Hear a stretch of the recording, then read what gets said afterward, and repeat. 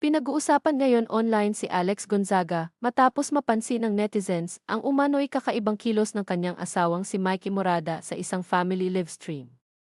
Sa naturang live selling, kapansin-pansin umano ang pagiging protective ni Mikey kay Alex, bagay na agad napansin ng mga viewers at naging sanhi ng panibagong espekulasyon.